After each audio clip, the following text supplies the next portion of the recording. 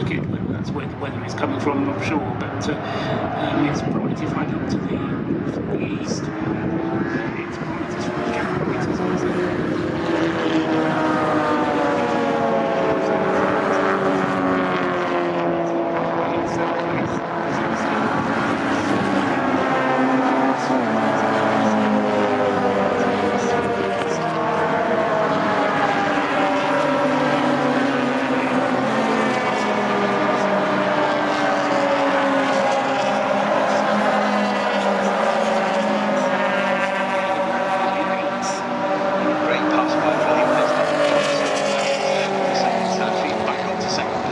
But him and Rawlins having a battle means that Wright is getting away in the goal, so a second and a half advantage.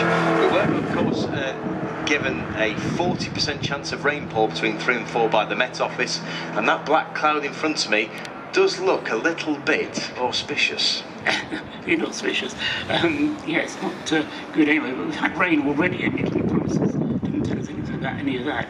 Anyway, the leaders, as you say, with Jack Wright pulling away, the battle for second place is playing into Jack Wright's hands, isn't it? As you say, Michael Rawlins and William Heslop, the next two up, turning into Club Corner now, and having said they're battling with each other, what they're not doing is allowing the fourth place man Zagzewski to catch them up at the moment. So David Zakrasowski, despite having qualified in third place, is propping away a little bit, I think, in fourth place. Jonathan Williams fifth, still Matt Allen in sixth, and in seventh place is still the car of Trevor Hurrell as they sweep once again through the S's at Abbey and Farm. And you should have Jack Wright just coming into Village now. Indeed, and just going through the loop, then through Aintree, and then back onto the Wellington Straight. So Jack Wright with a second half advantage. Rawlins is back into second position. So the BMW, the mid-90s BTCCS delivery car there, Michael Rawlins, has got past William Heslop again. So they've been having a ding-dong battle, but that, as we said earlier, is allowing Wright to get away. It's still Zakrewski in fourth, Williams in fifth, and it's Matthew Allett in sixth. Yes, as it was last time around. So the battle for second, I think, is the one to look out for. Although Michael Rawlins looking a little bit more comfortable now in second place than he was doing earlier on.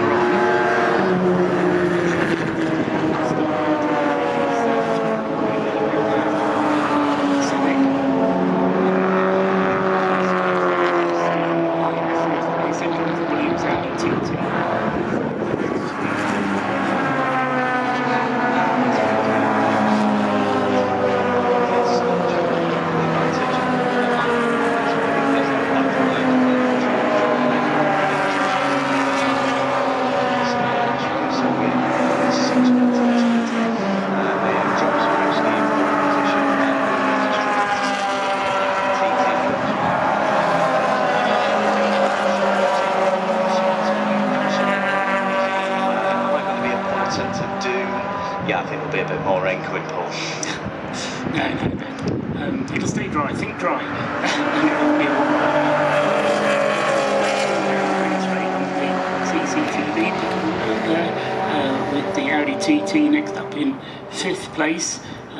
Michael Rawlins for a moment disappearing off the timing screen, but he's come back onto it now.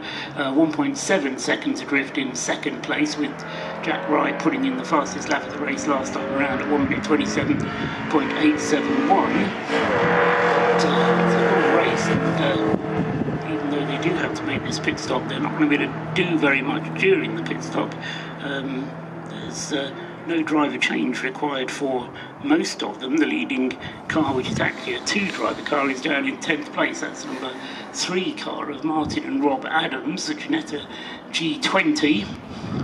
And keep our eyes on that one. Meanwhile, Jack Wright heading into Village once again. He looks in control of this at the moment, but he's still got a long way to survive. I think he's got a slightly reduced gap actually over Michael Rawlins, you know, Paul. So we're just going through onto the Wellington Straight then for the third time. So Jack Wright, as you say, currently in the lead. Michael Rawlins in second place. William Heslop really in his mirrors, only half a second behind him, and then it's, as you were, Zakrewski Williams and Allett then your top 6. Just in terms of the rest of the top 10, you've got 1, 4, 3. That's William Hurrell in the Honda Civic. He is in 7th position. Then you have the blue number 71 Renault Clio Gareth Socket in 8th position. It's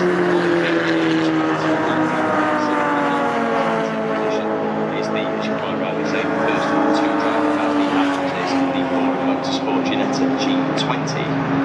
He goes up from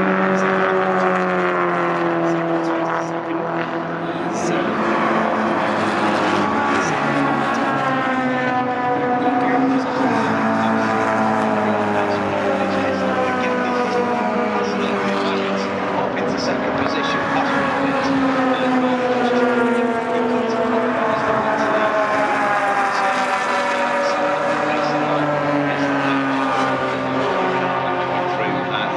Back into 2nd position.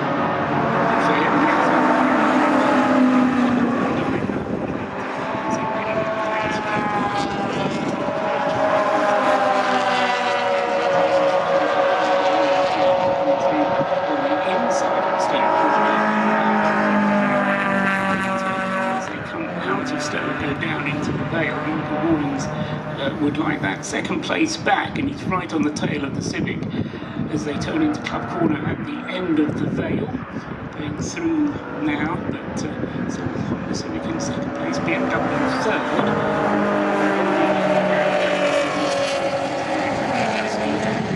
Running a little bit wide at Club Corner, but just keeping it on the curb, not over the curb, as they head out of Club Corner up the Hamilton Straight.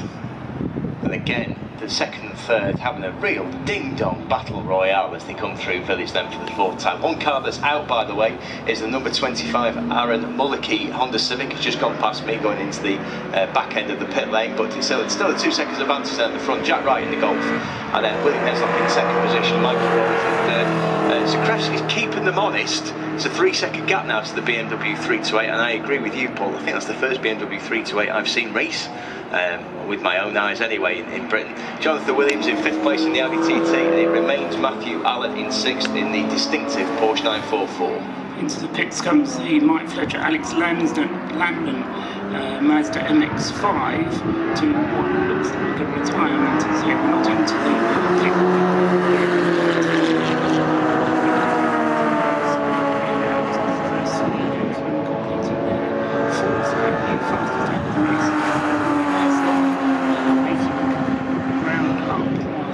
Now he's got past Michael Rawlins.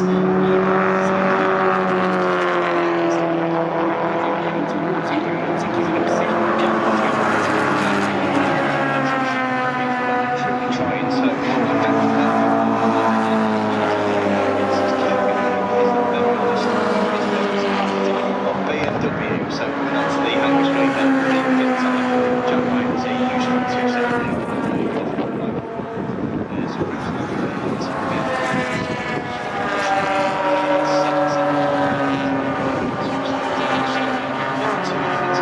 Williams 5th and Hamilton 6th.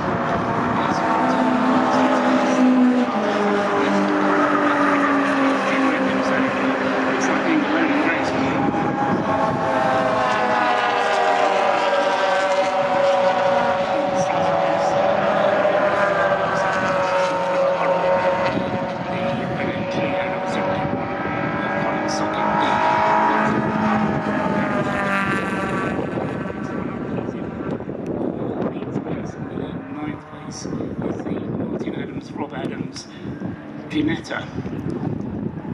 Leaders already well past you and heading up and back towards you once again at Village already. And Heslop, as you rightly say, fastest lap man is catching Jack Wright to his first piece of traffic. So he's behind the Mini R50 of Robert Patley, so he's about to be lapped.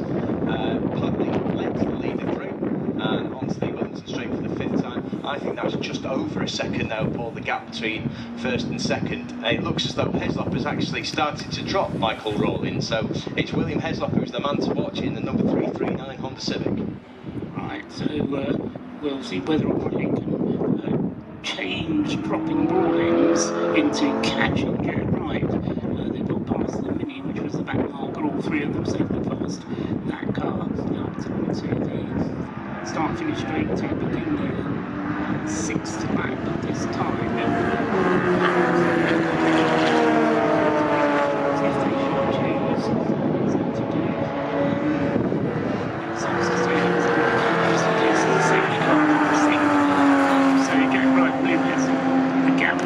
now, as Heslop puts in the best lap of the race so far. The gap just over a second.